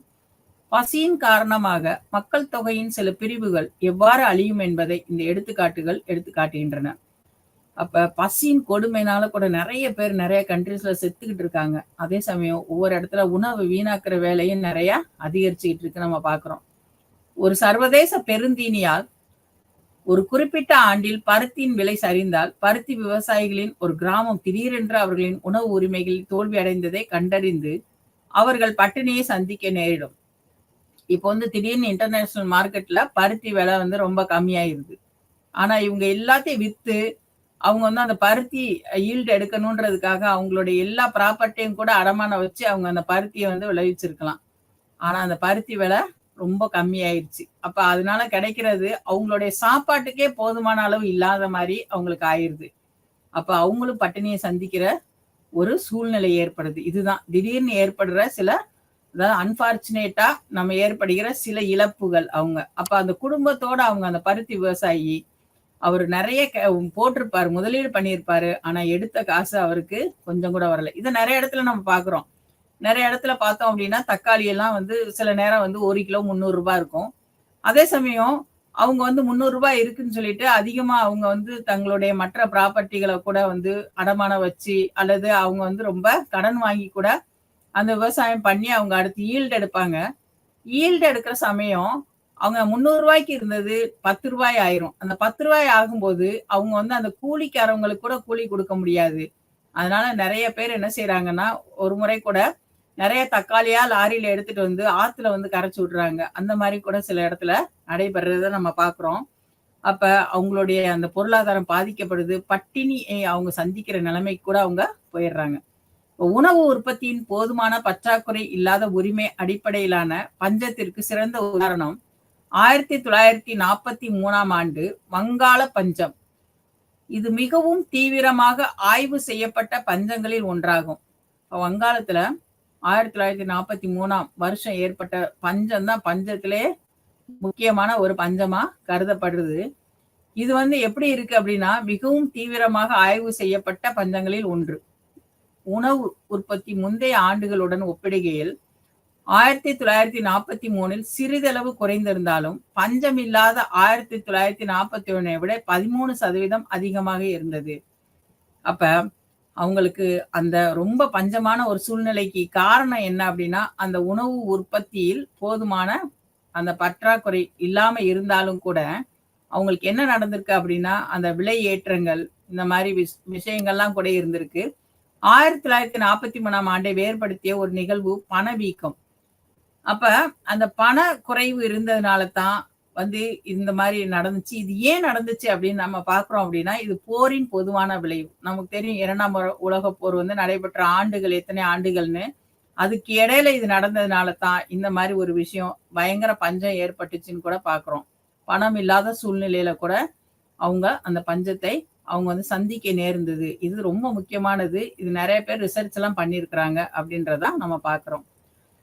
இருந்தும் பொருட்களின் விலை உயர்வுக்கு மத்தியில அப்ப எல்லா பொருளும் விலை ஏத்தியாச்சு. அதுக்கும் மத்தியில விவசாய தொழிலாளர்களுக்கு வழங்கப்படும் கூலி தேக்கமடைந்துள்ளது. ஏன் அப்படின்னா, பொருள் எல்லாம் விலை கூடிருச்சு. ஆனா இந்த விவசாய தொழிலாளர்கள் அவங்க அறுவடை செய்தவங்க, உழுதவங்க, அந்த எல்லா வேலையும் பார்த்தவங்களுக்கு கூலி குடுக்கல. 1939 மற்றும் 1943க்கு இடையில் உணவு தானியங்களின் விலை 300க்கும் அதிகமாக உயர்ந்தது. அப்ப ரொம்ப அமௌண்ட் உயர்ந்ததுனால அவங்களால வாங்க முடியல. அவங்க வந்து பஞ்சத்தை சந்திக்க நேர்ந்தது. அடுத்ததாக இந்த திறன், உரிமை மற்றும் இந்த நல்வாழ்வு இத மறுபடியும் வந்து அமர்த்யா சென் என்ன சொல்றாரு அப்படின்னு நம்ம பார்த்தோம்னா, அமர்த்யா சென்னின் திறன் கோட்பாடு அணுகுமுறை என்பது 2 முக்கிய உரிமை கோரல்கள உள்ளடக்குது. ஏற்கனவே நம்ம பார்த்தோம். மொத என்ன, 2வது என்ன அப்படின்ற விஷயத்தை நம்ம பார்த்துட்டோம். அடுத்து இவர் என்ன சொல்றாருன்னா, அமர்த்யா சென்னின் திறன் முன்னோக்கு பெண்களின் நல்வாழ்வு மற்றும் பாலின சமத்துவமின்மையை மதிப்பிடுவதற்கு குறிப்பிடத்தக்க அடிப்படையை வழங்குகிறது. இவரோட அந்த திறன் முன்னோக்கு ஃபர்ஸ்ட் வந்து பெண்களின் நல்வாழ்வு அப்படின்றத அவர் கொண்டு வராரு. அதே மாதிரி நிறைய இடத்துல வந்து ஜெண்டர் டிஸ்கிரிமினேஷன் இருக்கு. அந்த மாதிரி ஜெண்டர் இன்ஈக்வாலிட்டி, அந்த இன்ஈக்வாலிட்டியை கூட நம்ம மெஷர் பண்ணி அதை குறிப்பிட்ட அடிப்படையில எப்படி வந்து அதை தவிர்க்கலாம் அப்படின்றது கூட இவருடைய திறன் முன்னோக்கு உதவி செய்து நம்ம பார்க்கிறோம். இந்த சென்னின் கருத்துப்படி வளர்ச்சியை மறு பகுப்பாய்வு எப்படி செய்யறது அப்படின்றத நம்ம பார்க்கிறோம். சென் கருத்துப்படி வளர்ச்சி என்பது மனித சுதந்திரத்தை விரிவுபடுத்தும் செயல்முறை. மனிதனோட சுதந்திரத்தை விரிவுபடுத்துற ஒரு செயல்முறை தான் வளர்ச்சி. ஒரு நாட்டின் வளர்ச்சியும் ஸ்திரத்தன்மையும் அதன் குடிமக்களின் உரிமைகள் மற்றும் அவர்களின் நல்வாழ்வை நம்பி இருக்கிறது. இதுதான் கன்க்ளூஷனா கொடுக்கிறாரு. மாறாக அதன் மக்கள் செல்வத்தை விட. ஒரு நாடு செல்வ செழிப்போடு, முன்னேற்றத்தோடு, வளர்ச்சியோடு காணப்படுது அப்படின்னு நம்ம நினைச்சோம் அப்படின்னா, அவர் என்ன சொல்றாரு அப்படின்னா, ஒரு நாட்டின் வளர்ச்சியும் ஸ்திரத்தன்மைனா அவர் ஸ்டேபிளா இருக்குது. அந்த ஸ்ட்ராங்கா இருக்கு அந்த நாடு அப்படின்னா, அது முதலாவது அதன் குடிமக்களின் உரிமைகள், அங்க வாழ்ற மக்களுடைய ஒவ்வொரு உரிமைகள் மற்றும் அவங்களுடைய முன்னேற்றத்திற்கு நல வாழ்வு எப்படி இருக்குது, அவங்க எப்படி வந்து அந்த நாட்டை நம்பி இருக்கிறாங்க, அவங்க எப்படி வந்து நல்லா வாழ வைக்குது, அதைத்தான் குறிக்குதே ஒழிய மக்களுடைய செல்வம், மக்கள் அதாவது ஜனத்தொகையின் பெருக்கம் அதை வந்து சொல்லல. அப்ப மக்கள் தனிப்பட்ட உரிமையோட வாழணும். அப்பதான் அதே மாதிரி அந்த நாடும் வந்து ஒரு தனிப்பட்ட செயல்முறையோட வாழணும். அப்படி இருந்தாதான் வந்து சுதந்திரமா வணிகம் செய்ய முடியும். சுதந்திரமா அவங்க என்ன செய்ய முடியும், செயல்பாட்டை கொண்டு வர முடியும். அதன் மூலமா அதிகமா அவங்க என்ன செய்யணும்னா உற்பத்தியை பெருக்க முடியும். அவங்க என்ன செய்ய முடியும், விவசாயம் பண்ண முடியும். அதே மாதிரி ஏற்றுமதி இறக்குமதி தொழிலம் பண்ண முடியும். வியாபாரம் உள்நாட்டிலேயும் வெளிநாட்டிலையும் பண்ணி அதிகப்படியான ஒரு முன்னேற்றத்தை அந்த நாட்டுக்கும் அந்த மக்களுக்கும் கொண்டு வரும் அப்படின்றது இவருடைய முக்கியமான கருத்தாக இந்த இடத்துல நம்ம பார்க்கிறோம். அடுத்ததாக அலகு 12. இந்த அலகு 12ல வளர்ச்சி, புலம்பெயர்தல் மற்றும் இடப்பெயர்ச்சி, இந்த 3 நம்ம பார்க்க போறோம். இதுல என்ன பார்க்க போறோம் அப்படின்னா, வளர்ச்சி, புலம்பெயர்தல் மற்றும் இடப்பெயர்ச்சி. இதுல வளர்ச்சி, புலம்பெயர்தல் மற்றும் இடப்பெயர்ச்சி ஆகியவற்றுக்கு இடையேயான உறவு என்ன அப்படின்றத நம்ம பார்ப்போம். இதுல முன்னுரையா என்ன சொல்றோம் அப்படின்னா, வளர்ச்சி, புலம்பெயர்தல் மற்றும் இடப்பெயர்ச்சி இம்மூன்றும் ஒன்றுக்கொன்று தொடர்புடையது. இது 3லையும் வந்து எல்லாமே வந்து அது ரிலேஷன்ஷிப் இருக்கு அப்படின்றத நம்ம பார்க்கிறோம். இந்த அலையில் புலம்பெயர்தல் படிமங்கள், ஃபார்ம்ஸ், என்னென்ன வகையில எல்லாம் வந்து புலம்பெயரலாம், அதனால் உண்டாகும் விளைவுகள் என்ன, அப்படி புலம்பெயரும் போது உண்டாகிற விளைவுகள் என்ன, மற்றும் அதற்கும் வளர்ச்சிக்கும் இடையே உள்ள தொடர்பு, புலம்பெயர்தலுக்கும் அந்த ஒரு டெவலப்மெண்ட்டுக்கும் இடையே என்ன தொடர்பு இருக்கு, புலம்பெயர்தலுக்கும் இடப்பெயர்ச்சிக்கும் உள்ள ஒற்றுமை காணலாம். இப்ப புலம்பெயர்தல் அப்படின்றதுக்கும் டிஸ்பிளேஸ்மெண்ட், இடப்பெயர்ச்சி, புலம்பெயர்தல் மைக்ரேஷன், இடப்பெயர்ச்சி டிஸ்பிளேஸ்மெண்ட். ஸோ இந்த 2க்கும் உள்ள ஒற்றுமையெல்லாம் என்ன அப்படின்றத நம்ம இந்த அலகுல நம்ம காணவிருக்கிறோம். இடம்பெயர்வு என்பதன் கருத்து. இடம்பெயர்வு என்பது ஒரு இடத்திலிருந்து இன்னொரு இடத்திற்கு மக்கள் உடல் இயக்கம், அதாவது ஒரு இடத்துல இருந்து இன்னொரு இடத்துக்கு போறது. இது ஒரு நாட்டிலிருந்து மற்றொரு நாட்டிற்கு நீண்ட தூரம் இருக்கலாம். மேலும் தனிநபர்கள், குடும்ப அலகுகள் மற்றும் பெரிய குழுக்களாக கூட நிகழலாம். ஃபர்ஸ்ட் வந்து ஸ்மாலா ஒரு ஆள் போகலாம், அல்லது அந்த குடும்பம் போகலாம், அல்லது ஒரு குரூப்பாவே போகலாம். ஒரு நாட்டுல இருந்து இன்னொரு நாட்டுக்கு, ஒரு இடத்துல இருந்து இன்னொரு இடத்துக்கு. இதைதான் நம்ம இடம்பெயர்வுன்னு சொல்றோம். இதனோட வரையறை நம்ம பார்த்தோம் அப்படின்னா, இடம்பெயர்வு என்பது ஒரு நாடு, இடம் அல்லது வட்டாரத்திலிருந்து மற்றொரு இடத்திற்கு சென்று குடியேறுவதற்கான சிறந்த வாய்ப்புகளை தேடுவதாக வரையறுக்கப்படுகிறது. இது என்ன அப்படின்னு நம்ம பார்த்தோம் அப்படின்னா, ஒரு இடத்துல இருந்து அவங்களுக்கு அந்த இடத்துல வந்து கொஞ்சம் ஃபேவர் இல்லாம இருக்கலாம். அப்ப இன்னொரு இடத்துக்கு போனா அவங்களுக்கு எல்லா சூழ்நிலையும் சாதகமா இருக்கிறதா நினைச்சு அவங்க போய் அந்த இடத்துல செட்டில் ஆகுறது. மக்கள் ஒரு இடத்திலிருந்து மற்றொரு இடத்திற்கு செல்லும்போது, அவர்கள் நகரும் இடம், தோற்ற இடம், அவங்க ஏற்கனவே பிறந்த இடம் என்றும், அவர்கள் செல்லும் இடம், இலக்கு இடம் என்றும் வரையறுக்கப்படுகிறது. ஃபர்ஸ்ட் வந்து அவங்க ஒரு இடத்துல இருந்து இன்னொரு இடத்துக்கு போகும்போது, அவங்க எந்த இடத்துல இருந்து நகர்றாங்களோ, அந்த இடம் தான் அவங்க பெர்த் பிளேஸ். அவங்களோட நேட்டிவ் பிளேஸ். அவங்க போற இடம் வந்து இலக்கிடம், டாஸ்க் பிளேஸ் அப்படின்றது கூட இந்த இடத்துல பார்க்கிறோம். உள்குடியேற்றம் என்பது ஒரு நாட்டின் ஒரு பகுதியில் இருந்து மற்றொரு பகுதிக்கு மக்கள் செல்வது ஆகும். வெளிக்குடியேற்றம் அது குடியேற்றம் மற்றும் அழைக்கப்படுகிறது. இது இரு நாடுகளுக்கு இடையே மக்கள் இடமாற்றம் செய்வதை குறிக்கும். ஒரு இடத்துல இருந்து இன்னொரு இடத்துக்கு போய் இன்னொரு நாட்டுல போய் குடியேறுறது, அந்த நாட்டுல இருந்து இந்த நாட்டுக்கு வந்து குடியேறுறது, அதை கூட நம்ம சொல்றோம். இப்போ உள் குடியேற்றம்னா ஒரே நாட்டுல உள்ள ஒரு பகுதியில இருந்து இன்னொரு பகுதிக்கு போறது, அதுதான் உள் குடியேற்றம். வெளி குடியேற்றம் அப்படின்னா ஒரு நாட்டுல இருந்து இன்னொரு நாட்டுக்கு சொல்றது. ஏன் வந்து உள் குடியேற்றம் நடக்குது, வெளி குடியேற்றம் நடக்குது அப்படின்னா, உள் குடியேற்றம் ஒரு நாட்டுக்குள்ளேயே ஒரு ஸ்டேட்ல இருந்து இன்னொரு ஸ்டேட்டுக்கு போறது. எதுக்கெல்லாம் போகலாம் அப்படின்னா, ஒருவேளை வந்து வேலை வாய்ப்பு தேடி போகலாம். அல்லது வந்து அவங்க என்ன செய்யலாம் அப்படின்னா, அந்த இடத்துல வந்து அவங்களுக்கு எல்லா சூழ்நிலையும் சாதகமா இருக்கும் அப்படின்னு நினைச்சு போகலாம். அவங்க இருக்கிற பகுதி பஞ்சமா இருக்கு, அவங்க போற பகுதி ஒரு நல்ல செழிப்பா இருக்கு அப்படின்னு நினைச்சு போகலாம். அதே மாதிரி சில நேச்சுரல் டிசாஸ்டர், ஒரு இடத்துல வந்து ஒரு ஃப்ளட் வந்துருச்சு, அப்ப அந்த இடத்துல வந்து ஃப்ளட் வந்துரும் அப்படின்னு பயந்துகிட்டு கூட அவங்க இன்னொரு இடத்துக்கு கூட போக வாய்ப்பு இருக்கு. அப்ப உள்ளுக்குள்ளேயே ஒரு இடத்துல இருந்து இன்னொரு இடத்துக்கு அவங்க தங்களுடைய வாழ்க்கையை உயர்த்துவதற்கு கூட செல்லக்கூடிய ஒரு வாய்ப்பு.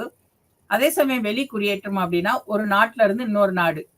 இப்ப நிறைய பேர் என்ன செய்யறாங்க, ஐடி கம்பெனிஸ்ல வேலை பார்க்கறவங்க, இன்ஜினியர்ஸ் எல்லாம் வந்து நிறைய வெளிநாடுகளை தேடி ஓடுறாங்க. அதே மாதிரி அந்த இடத்துல போய் அவங்க என்ன செய்யறாங்க அப்படின்னா ரொம்ப டெவலப் ஆயிடுறாங்க. அப்ப அந்த மாதிரி கூட அவங்க தங்களுடைய வாழ்க்கையின் தரத்தை உயர்த்துவதற்கு இந்த நாட்டுல இருந்து அங்க போறது. சிலர் வந்து அந்த வெளிநாட்டுல இருந்து இங்க கூட வந்து குடியேறுறாங்க. ஏன் அப்படின்னா இங்க உள்ள கல்ச்சர் எல்லாம் அவங்களுக்கு பிடிச்சு போய் இந்த இடத்துல கூட குடியிடுறாங்க. இதுதான் வந்து வெளிநாட்டு குடியேற்றம் அப்படின்றது. இப்ப இந்த இடம்பெயர் வகைகள் என்ன அப்படின்னு நம்ம பார்த்தோம் அப்படின்னா, இடம்பெயர்வு பின்வரும் வகைகளில் உள்ளது. ஒன்று குடிவரவு மற்றும் குடியேற்றம். குடிவரவு ஒரு இடத்துல இருந்து இங்க வந்து குடியேறுறது, அதுதான் வந்து குடியேற்றம் நம்ம சொல்றோம். குடிவரவு குடிமக்களுடைய வரவு அதிகரிச்சு அந்த இடத்துல வந்து அவங்கள செட்டில் பண்றது. ரெண்டாவது இடம்பெயர்தல் மற்றும் இடம்பெயர்ந்து போதல். இடம்பெயர்தல் ஒரு இடத்துல இருந்து இன்னொரு இடத்துக்கு போறது மற்றும் அங்க இருந்து பெர்மனண்டாவே என்ன செய்யறதுன்னா அந்த இடத்துக்கே போயிடுறது. அதைத்தான் இந்த இடத்துல குறிப்பிடுறது. இந்த இரண்டு வகையை தான் நம்ம பார்க்கிறோம். அடுத்து இப்ப இடம்பெயர்தல் அப்படின்னு நம்ம நினைச்சுக்கிட்டோம் அப்படின்னா, இதுல வந்து எப்படி இருக்கு அப்படின்னா கட்டாய இடம்பெயர்வு. அதாவது கம்பல்சரி அவங்க போய்த்தான் ஆகணும், அதுக்கு வேற வழியே இல்லை அப்படின்ற ஒரு இடம்பெயர்வு.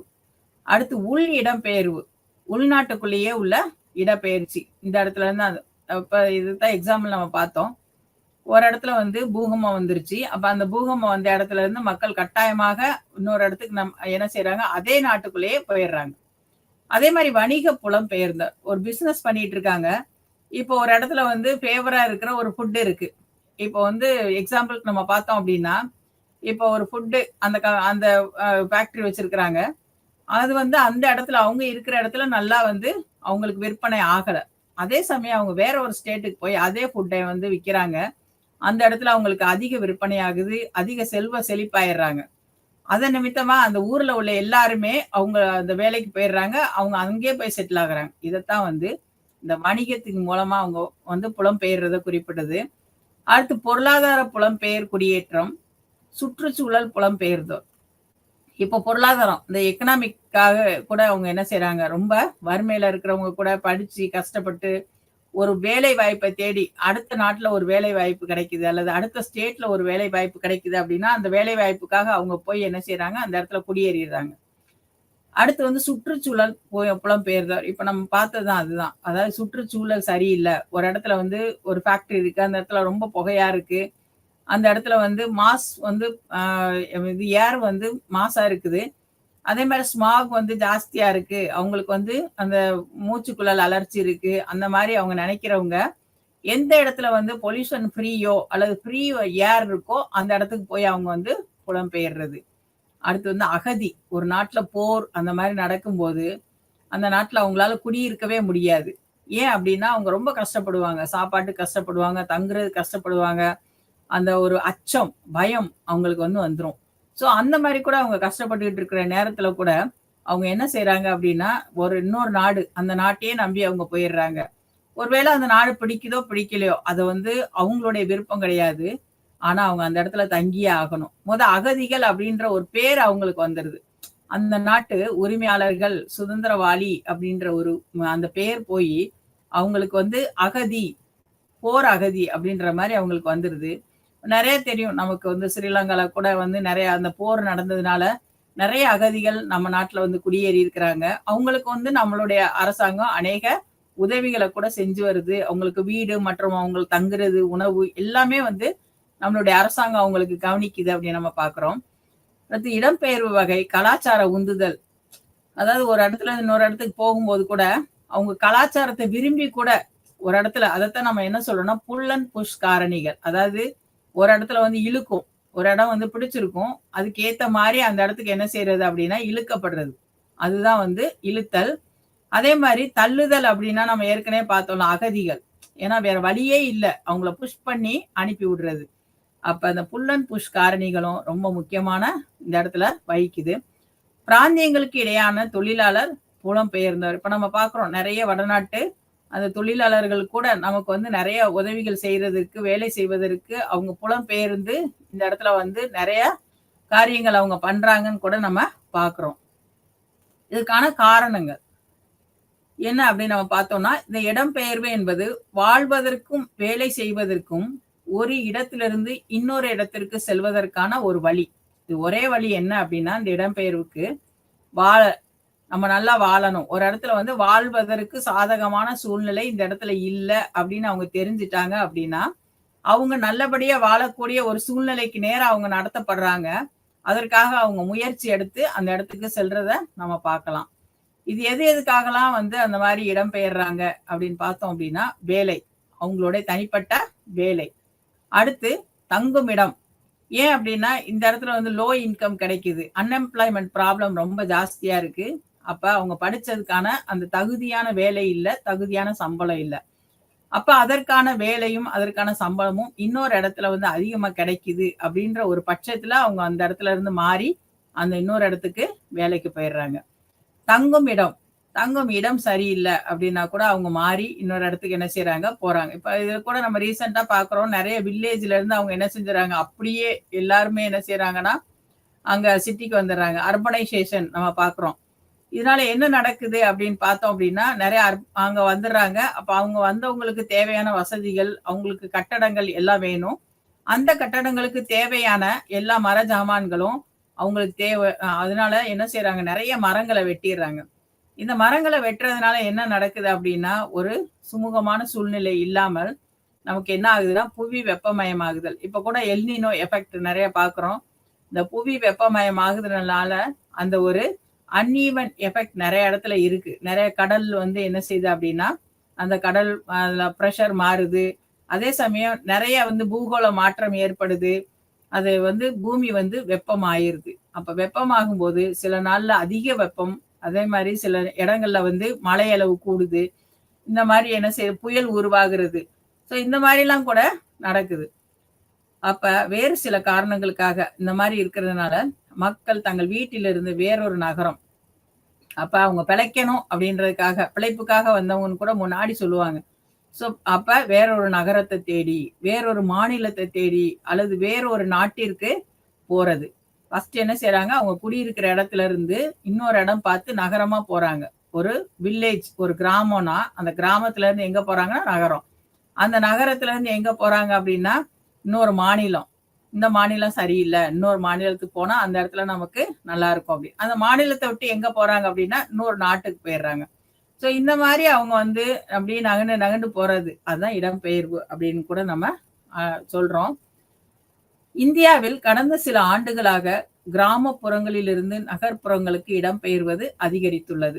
ஏன் கிராமப்புறங்களிலிருந்து நகர்ப்புறங்களுக்கு அவங்க போறாங்க அப்படின்னா, இப்ப வந்து நமக்கு தெரியும் மாடர்னைசேஷன் ஆஃப் சொசைட்டி, குளோபல் அதாவது வெப் நமக்கு வந்து என்னன்னா குளோபலைசேஷன், பிரைவேட்டைசேஷன் இது நமக்கு நல்லாவே தெரியும். குளோபலைசேஷன், குளோபல் வில்லேஜ்ன்னு சொல்லுவாங்க. முன்னாடி வந்து ஒரு நாட்டுல இருந்து இன்னொரு நாட்டுக்கு போறதுக்கு ரொம்ப அதிக நாள் ஆகும். கப்பல்ல போவாங்க வியாபாரம் செய்ய. 3 மாசத்துல இருந்து 6 மாசம் ஆகும். அதே மாரி அவங்களோட சகஜமா தொடர்பு கொள்ள முடியாது. இப்ப வந்து என்ன செய்றாங்க, உடனே போயிர்றாங்க. அதே சமயம் இங்க நடக்கிற விஷயம் அடுத்த செகண்டே உலகம் பூரா பரவிருது. எந்த ஒரு விஷயம்னாலும் சரி. அவங்க வீட்ல உள்ள ஒரு ஃபங்ஷன்னாலும் சரி, ஒரு திருமண காரியம்னாலும் அவங்க வந்து அவங்களோட ரிலேட்டிவ்ஸ் எந்தெந்த நாட்ல இருக்காங்களோ, அந்தந்த நாட்ல பார்க்கக்கூடிய அந்த லிங்க் அனுப்பிடுறாங்க. அவங்க அங்கருந்து பார்த்துடுறாங்க. அப்ப அந்த வந்து எல்லா இடத்துக்கும் நம்ம இங்கேருந்து போக முடியாட்டியும், அவங்களோட தொடர்பு கொள்றதுக்கு ஈஸியான ஒரு வழிமுறையா அவங்களுக்கு ஏற்படுத்தி குடுக்குன்னு நம்ம பார்க்குறோம். அடுத்து நகர்ப்புறங்களுக்கு இடம்பெயர்றது. இந்த கிராமப்புறங்கள்ல இருந்து ஏன் நகர்ப்புறங்களுக்கு வாராங்கன்னு நம்ம பார்த்தோம் அப்டின்னா, அந்த இடத்துல அதிகமான வசதிகள் இல்ல. நெறைய இண்டஸ்ட்ரீஸ் இல்ல. நெறைய வேலைவாய்ப்பு இல்ல. அன்எம்ப்ளாய்மென்ட் ப்ராப்ளம் இருக்கு. எக்கனாமிக் ப்ராப்ளம் இருக்கு. 2வது வந்து அவங்க வந்து விளைநிலங்கள் மட்டும் வச்சிருக்கிறாங்க. விவசாயம் மட்டும் பண்றாங்க. அப்ப போதுமான ஒரு கல்வி, எஜுகேஷன் வந்து பிள்ளைகளுக்கு ஒரு ஹை லெவலா குடுக்குறதுக்கு அந்த இடத்துல அவங்களுக்கு போதுமான வசதி இல்ல. அதனால அவங்களோட பிள்ளைங்கள படிக்க வைக்கிறதுக்காக கூட எஜுகேஷன் விஷயமா கூட எங்க வர்றாங்கன்னா, நகர்ப்புறங்களுக்கு வர்றாங்க. அப்படி வரும்போது தான் அவங்க அந்த இடத்துல சிபிஎஸ்இ ஸ்கூல்ஸ்ல அதுவும் நல்ல ஒரு அந்த ஹைடெக்கா இருக்கிற இடங்கள்ல வந்து அவங்க என்ன செய்றாங்கன்னா, செட்டில் ஆகுறாங்க நம்ம பார்க்குறோம். இந்த இடத்துல இடம்பெயர்வது ரொம்ப அதிகமா இப்ப காணப்படுது. முன்னாடி உள்ள அந்த இத விட இப்ப அர்பனைசேஷன் ஜாஸ்தியா இருக்கு. இப்ப அர்பனைசேஷன் ஜாஸ்தியா இருக்கிறதுனால, அவங்களுக்கு ஒரு பெனிஃபிட்டா அவங்க நெனைக்கிறாங்க. ஆனா, அதுக்கு பின்னாடி உள்ள பிரச்சனைகள் அதிகமாக இருக்கு. இடம்பெயர்வு தன்னார்வமாகவோ அல்லது விருப்பம் இல்லாததாகவோ இருக்கலாம். இப்போ ஒரு இடத்துல இன்னொரு இடத்துக்கு இடம்பெயர்றாங்க அப்படின்னா, ஃபர்ஸ்ட் தானே ஆர்வமா வேலை கிடைச்சிருச்சு நான் போறேன் அப்படின்றத குடும்பமா கூட்டிட்டு போறது. அதே மாரி அதுதான் தன் ஆர்வம். தானே வந்து முன்னேறணும் அப்படின்ற ஒரு உத்வேகத்தோட போறாங்க. 2வது விருப்பம் இல்லாம போறாங்க. ஏற்கனவே நம்ம பார்த்தோம். ஏன் விருப்பம் இல்லாம போறாங்க அப்படின்னா, ஒருத்தவங்களால தள்ளப்படுறாங்க. இந்த இடத்துல இருந்து ஆபத்து, அச்சுறுத்தல், பயம். நீங்க வந்து இந்த இடத்துல இருந்து அங்க இன்னொரு இடத்துக்கு போய் செட்டில் ஆயிருங்க அப்படின்னு. ஸோ அதன் காரணமாக கூட அவங்க என்ன செய்றாங்க, போறாங்க. அடுத்து ஏன் போறாங்க அப்படின்னா, பொருளாதார சுற்றுச்சூழல், பொருளாதாரம். இப்போ வந்து அந்த இடத்துல எக்கனாமி சரியில்ல. அதனால எங்களோட பொருளாதார தரத்த நாங்க உயர்த்தணும் அப்படின்றதுக்காக கூட அவங்க என்ன செய்றாங்க அப்படின்னா, போறாங்க. அடுத்து சுற்றுச்சூழல், என்வைரன்மென்ட். இப்ப என்வைரன்மென்ட் அப்படின்னு நம்ம பார்த்தோம் அப்படின்னா, நமக்கு வந்து என்ன அப்படின்னா, சுற்றுச்சூழல் நல்லா இருந்தா தான் அந்த இடத்துல நம்ம சுகாதாரமா வாழ முடியும். இப்ப சுற்றுச்சூழல் சரியில்ல. இப்போ ஒரு குறிப்பிட்ட இடத்துல ஜப்பான்ல என்ன ஆச்சு அப்படின்னா, நெறைய அந்த ஒரு மெர்க்குரி பாய்சனிங் ஆச்சு. அந்த இடத்துல ஒரு வில்லேஜ்ல அங்க உள்ள ஈவன் மீன கூட வாங்கி சாப்பிட்டாங்கன்னா கூட அவங்களுக்கு வந்து நெறைய வியாதி வந்துருச்சு. அவங்களுடைய அந்த ஒரு ரெஸ்பிரேட்டரி சிஸ்டமே பாதிக்கப்பட்டுச்சு அப்படின்னு சொல்லிட்டு கூட அத கண்டுபிடிச்சாங்க. மெர்க்குரி பாய்சனிங் அப்படின்னு. அந்த மாரி வந்து சில ஃபேக்டரியில இருந்து வெளியேறுற சில கழிவு பொருட்கள், அது வந்து தண்ணீல கலந்து கூட அது அந்த தண்ணிய உபயோகிக்கிற மக்கள் மத்தியில கூட அவங்களுக்கு அநேக வியாதிகளை ஏற்படுத்துது.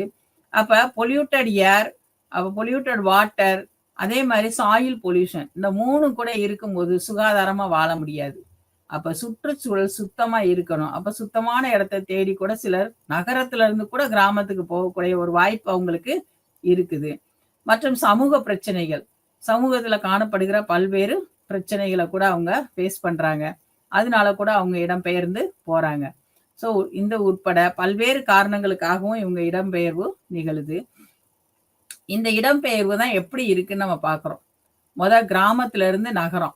ஒரு அவங்க கிராமத்துல இருந்து ஏன் நகரத்துக்கு போறாங்கன்னு இப்ப எல்லா காரியமும் நம்ம பார்த்தோம். வேலை வாய்ப்புக்காக போறாங்க. அவங்களோட தரத்த உயர்த்துறதுக்கு. அவங்களுக்கு வந்து 2வது பிள்ளைகளுடைய படிப்புக்காக போறாங்க. அவங்களுடைய என்டயர் எக்கனாமிய அவங்க வந்து டெவலப் பண்றதுக்காக போறாங்க. அப்ப இதுல வளர்ச்சியிலயும் அவங்களுக்கு தனிப்பட்ட முறையில வளர்ச்சியில அவங்களுக்கு பங்கு இருக்கு. ஒருவேளை அவங்களுடைய வளர்ச்சி மொத்த தேசிய வளர்ச்சியில கூட ஒரு சிறு பகுதியாக இருக்கிறதுக்கும் வாய்ப்பு இருக்கு. அடுத்து வந்து கிராமத்துல இருந்து கிராமத்துக்கே போறாங்க. ஒரு கிராமத்துல இருக்கிறவங்க, ஒருவேளை அந்த கிராமத்துல ஏதோ பஞ்சம், ஏதோ அச்சுறுத்தல், ஏதோ நிகழ்வு நடக்குது அப்படின்னா, அந்த கிராமத்த விட்டு இன்னொரு கிராமத்துக்கு போறாங்க. அல்லது ஒருவேளை திருமண காரியங்கள் இந்த மாரி இருந்துச்சுன்னா கூட ஒரு கிராமத்துல இருந்து மக்கள் இன்னொரு கிராமத்துக்கு போறாங்க. அல்லது வெள்ளம் அந்த மாதிரி ஃப்ளட் இருக்கும்போது கூட அந்த இடத்துல நம்ம குடியேறுறது நமக்கு ஆபத்து அப்படின்னு அவங்க அறிஞ்சு இன்னொரு கிராமத்துக்கு போறாங்க. அதே மாதிரி நகரத்திலிருந்து நகரம், ஒரு சிட்டில இருந்து இன்னொரு சிட்டிக்கு. இப்போ வந்து மெட்ரோ சிட்டீஸ் நெறைய சொல்றோம். ஸோ அந்த சிட்டீஸ்ல இருந்து கூட அடுத்து அவங்களுடைய அந்த வேலைக்காக கூட இன்னொரு சிட்டிக்கு போய் அந்த இடத்துல அவங்க செட்டில் ஆயிடுறாங்க. இதுவும் கூட வந்து நகரத்துல இருந்து நகரத்துக்கு போற அந்த ஒரு அமைப்புன்னு நம்ம பார்க்குறோம். அடுத்து வந்து நகரத்துல இருந்து கிராமத்துக்கு போறாங்க.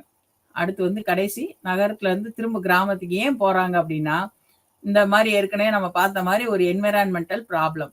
என்ன அப்படின்னா, அந்த குளோபல் வார்மிங், அதே மாரி சில நாய்ஸ் பொல்யூஷன், அதே மாரி ஏர் பொல்யூஷன். ஏர் பொல்யூஷன் இப்ப ரீசென்ட்டா வந்து நெறையா ஃபேக்டரிஸ்ல இருந்து வர்ற அந்த ஸ்மோக் அது வந்து ஏர்ல கலந்து, ஏர் மிக்ஸர்ல அது கலந்து, அத வந்து நம்ம இன்ஹேல் பண்ணும்போது என்ன உண்டாயிருது அப்படின்னா, நம்மளோட அந்த லங்ஸ் அஃபெக்ட் ஆகி, அந்த லங்ஸ்ல இருந்து ப்ராப்ளம் ஆகி, நெறைய இப்ப கொரோனா டைம்லலாம் பார்த்தா நெறைய பேருக்கு என்ன அப்படின்னா, அந்த பிரீத்திங் ட்ரபிள், சஃபோகேஷன் இருந்துச்சு. ஏன் இருந்துச்சு அப்படின்னா, நெறைய வந்து அதுக்கு முன்னாடி பொல்யூட்டட் ஏர். அதுக்கப்புறம் இந்த கொரோனாக்கு அப்புறம் கூட எல்லாரும் மாஸ்க் போடணும் அப்படின்ற ஒரு சூழ்நிலை வந்துச்சு. இப்பவும் கூட நெறைய வந்து சிட்டீஸ்ல பார்த்தோம் அப்படின்னா, அந்த ஸ்மோக் நெறைய வெளியேறுது. அதே மாரி சில இடத்துல கூட இன்கம்ப்ளீட் கம்பஷன். சில நேரம் வந்து சரியா எரிபொருள் எரியாம ஒரு வெள்ள நிறத்துல புகை வரும். கருப்பு புகை வந்தா கார்பன் டை ஆக்சைடு. அந்த கார்பன் டை ஆக்சைடும் நம்ம உடம்புக்கு கெடுதி. அதே சமயம் carbon monoxide it is so poisonous.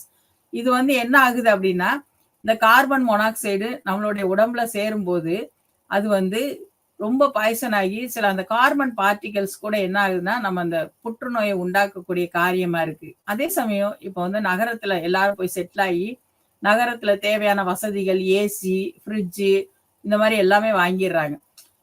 இந்த மாரி எல்லாம் வாங்கும்போது என்ன ஆகுது அப்படின்னா, அந்த இதுல இருந்து வர்ற அந்த அன்வான்டட் அந்த பொல்யூட்டன்ட்ஸ் என்ன அப்படின்னா, அ நெறைய இது காரியங்கள்லாம் மிக்ஸ் ஆகி ஏர் மிக்ஸர்ல அந்த பாய்சனஸ் கேஸ் எல்லாமே போயி அங்க கலந்துருது.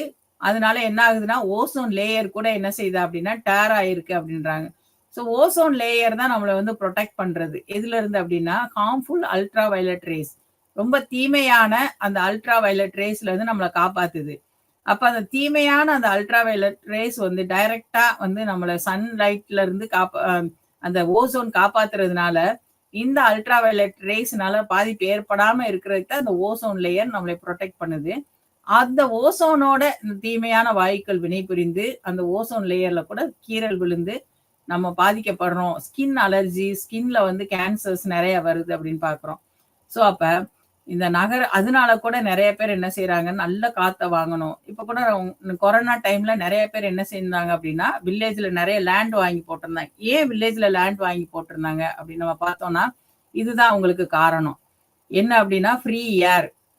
ஏர் வித்தவுட் பொல்யூஷன். அப்ப அந்த ஏர நம்ம சுவாசிக்கும்போது, நமக்கு ஆக்சுவலாவே நமக்கு என்ன இருக்கும் அப்படின்னா, நல்ல ஒரு ஹெல்த் இருக்கும் அப்படின்றதுக்காக நெறைய பேர் வந்து நகரத்துல இருந்து வந்து கிராமத்துல குடியேறி, அந்த இயற்கையை அனுபவிக்கக்கூடிய ஒரு சூழ்நிலையை பார்க்கிறோம் நம்ம. அடுத்து வந்து இடம்பெயர்வு என்பது 21ஆம் நூற்றாண்டின் வரையறுக்கும் அம்சங்களில் ஒன்றாகும். மற்றும் எல்லா இடங்களிலும் பொருளாதார மற்றும் சமூக வளர்ச்சியின் அனைத்து அம்சங்களும் குறிப்பிடத்தக்க பங்களிப்பை வழங்குகிறது. இது தோற்றம், போக்குவரத்து மற்றும் முதன்மையான நாடுகளில் உள்ள வளர்ச்சி விளைவுகளில் நேர்மறையான மற்றும் எதிர்மறையான தாக்கங்களை ஏற்படுத்தும். இப்ப நம்ம இந்த இடத்துல வந்து பார்த்தோம் அப்படின்னா, ஏன் வில்லேஜ்ல இருந்து இதுக்கு நகரத்துக்கு குடியேறுறாங்க அப்படின்னு பார்த்தோம் அப்படின்னா, வில்லேஜ்ல வந்து அதிகமான போக்குவரத்து வசதி இருக்காது. ஆனா நகரத்துல வந்து அதிகமான போக்குவரத்து வசதி இருக்கும். நெனச்ச பொருள நம்ம வந்து பெரிய டிபார்ட்மெண்ட் ஸ்டோர்ல போய் வாங்கிக்கிறலாம். அதே இது வந்து கிராமத்துல நமக்கு கிடைக்காது. அப்ப இந்த இடத்துல வந்து இந்த 21ஆம் நூற்றாண்டுல ஃபர்ஸ்ட் என்ன சொல்றாங்க அப்படின்னா, எல்லா இடங்களிலும் பொருளாதார மற்றும் சமூக வளர்ச்சி அனைத்து அம்சங்களும் குறிப்பிடத்தக்க பங்களிப்பை வழங்குது. அப்ப சமூகத்துல வந்து வளர்ச்சி, பொருளாதாரத்துல வளர்ச்சி எல்லாமே வந்து ஒரு வளர்ச்சியான ஒரு நிலைமைய தான் இந்த 21ஆம் நூற்றாண்டுல இருக்குன்னு பார்க்குறோம். இதனோட தோற்றம், போக்குவரத்து, இதனோட ஆரிஜின் மற்றும் இப்போ உள்ள நடைமுறை மற்றும் முதன்மையான நாடுகள் அதாவது டெவலப்டு கண்ட்ரீஸ்ல உள்ள வளர்ச்சியின் விளைவுகளில் நேர்மறையான மற்றும் எதிர்மறையான தாக்கங்களை ஏற்படுத்தும். இது வந்து நேர்மறையான தாக்கம் எப்படி அப்படின்னு பார்த்தா, அந்த இடத்துல கூட நெறைய வந்து வாணிகங்கள் நடைபெற்று அங்க வளர்ச்சி போகும். அதே சமயம் எதிர்மறையான தாக்கங்கள் எப்படி ஏற்படுத்தும் அப்படின்னு நம்ம பார்த்தோம் அப்படின்னா, இவங்க வளர்றாங்களே அப்படின்னு கூட அவங்க என்ன செய்றாங்க அப்படின்னா, அவங்களோட இது டவுன் ஆக கூட ஒரு வாய்ப்பு இருக்கு அப்படின்றத கூட நம்ம பார்க்குறோம். இதுதான் வந்து இப்போ உள்ள அந்த ரீசென்ட்டா அந்த கண்டுபிடிச்ச அந்த இடம்பெயர்வுல ஏற்படக்கூடிய வளர்ச்சி. இதுதான் வந்து கோரா நமக்கு பார்க்குறோம். எப்படி பார்க்குறோம் அப்படின்னா, ஃபர்ஸ்ட் வந்து பொருளாதாரம். அந்த சில நாடுகள்ல வந்து பொருளாதார வளர்ச்சி கம்மியா இருக்கிற நாடுகள்ல, இப்போ உள்ள மாடர்னைசேஷன்னால எல்லா இடத்துலயும் போக்குவரத்து அதிகமாயிருது. அதனால கூட என்ன ஆகுது அப்படின்னா, அவங்களுக்கு அவங்களுடைய நாடு வளர்ச்சியும், அதே சமயம் நேர்மறையான மற்றும் எதிர்மறையான ஒரு தாக்கத்த கூட அவங்களுக்கு உண்டாக்குது அப்படின்றத கூட நம்ம இப்ப பார்த்துக்கிட்டு இருக்கோம். அதே சமயம் நம்ம இந்த வளர்ச்சி வந்து இதனோட வந்து சம்பந்தப்பட்ட அந்த அதாவது ரிலேஷன்ஷிப் என்ன அப்படின்னு நம்ம பார்த்தோம்னா, வளர்ச்சிக்கும் இடம்பெயர்வுக்கும், இடப்பெயர்ச்சிக்கும் புலம்பெயர்வுக்கும் மிகுந்த அந்த ஒரு ஒற்றுமையை கூட நம்ம பார்க்கலாம். ஏன் அப்படின்னா, புலம்பெயர்ந்த இடங்கள்ல சிலர் வந்து அதிகமான என்ன செய்றாங்க அப்படின்னா, தொழில் செய்து அவங்க வளர்ச்சியை நோக்கி போறாங்க. அதே மாரி ஒரு சுதந்திரம் இல்லாம அடிமைத்தனத்தோட இருக்கிற ஒரு நாட்ட காட்டிலும், சுதந்திரமா இருக்க நாடு அதிகமாக அவங்க வந்து என்ன செய்றாங்க அப்படின்னா, வளர்றாங்க. அது மக்களுடைய வளர்ச்சி கிடையாது. அது வந்து ஒரு நாட்டின் வளர்ச்சியை நிர்ணயிக்குதுன்னு பார்க்கிறோம். அமர்த்தியா சென் கடைசியா என்ன சொல்றாரு அப்படின்னா, ஒரு நாட்டின் வளர்ச்சி அதனுள்ள உள்ள சுதந்திரம், அதாவது தனி மனித சுதந்திரம் மற்றும் ஒவ்வொரு இடத்துல உள்ள அந்த வாணிகத்தில் சுதந்திரம், அந்த அக்ரிகல்ச்சர்ல சுதந்திரம் இதத்தான் சொல்றாரே ஒழிய, மக்களுடைய அவங்களுடைய தனி மனித அந்த சுதந்திரமின்மையை சொல்லல, மக்களுடைய பெருக்கத்த சொல்லல. இதத்தான் வந்து இவர் வந்து அமர்த்தியா சென் சொல்லி முடிக்கிறாரு. இதனோட காரணிகள் மற்றும் விளைவுகள நம்ம வந்து என்ன பார்க்கிறோம் அப்படின்னா, இடம்பெயர்வு தேர்வுகள் பல காரணிகள்ல பாதிக்கப்படுது அப்படின்றத கூட இந்த இடத்துல நம்ம பார்க்கிறோம். நன்றி.